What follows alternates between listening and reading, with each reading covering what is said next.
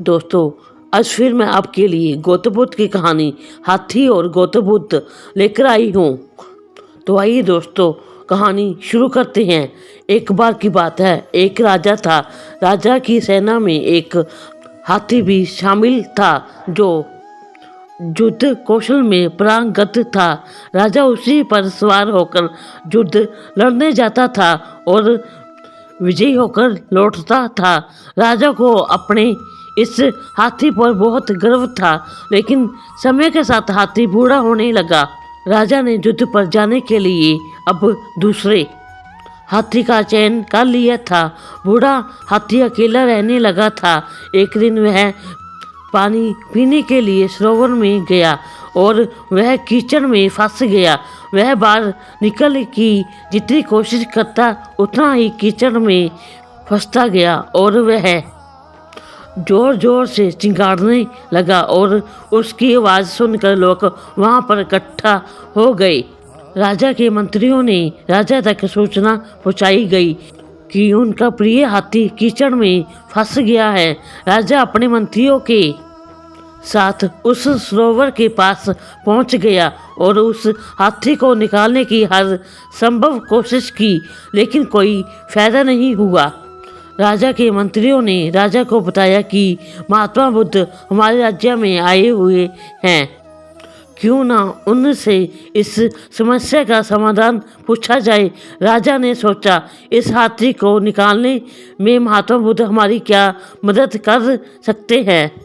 फिर भी मंत्री की बात मानते हुए राजा महात्मा बुद्ध के पास गए और उन्होंने अपनी समस्या बताई। तब महात्मा बुद्ध ने उपाय बताया कि सरोवर के चारों ओर युद्ध के नगाड़े बजाए जाए। वो हाथी खुद सरोवर से बाहर निकल आएगा। राजा को ये बात बड़ी ही बेतुकी लगी। उसने सोचा, जब इतने सैनिक मिलकर उस हाथी को कीचड़ से बाहर नहीं निकाल पा रहे हैं, तो भला युद्ध के नगाड़े बजाने से वो हाथी कैसे निकल आएगा। पर राजा के मंत्री ने कहा कि महात्मा बुद्ध जैसा कह रहे हैं वैसा कीजिए। और फिर राजा ने सरोवर के चारों ओर युद्ध के नगाड़े बजवाने का आदेश दे दिया। जैसे ही युद्ध के नगाड़े बजने शुरू हुए, उस हाथी के शरीर में एक ऊर्जा का संचार हुआ और उसे अपने पुराने दिन याद आ गए और धीरे धीरे उसे अपनी शक्ति का एहसास होने लगा। और देखते ही देखते कुछ ही मिनटों में वो हाथी खड़ा हुआ और उस सरोवर से खुद बाहर निकल आया।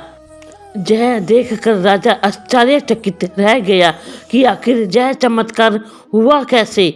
तब महात्मा बुद्ध ने कहा, उस हाथी में शक्ति कमी नहीं थी, बल्कि आवश्यकता उसके उत्साह को बढ़ाने की थी, और उस उत्साह के संचार के कारण ही वो हाथी खुद सरोवर से बाहर निकल आया। सीख दोस्तों, कई बार हमारे अंदर कुछ शक्तियाँ छुपी होती है जिन्हें हम पहचान नहीं पाते।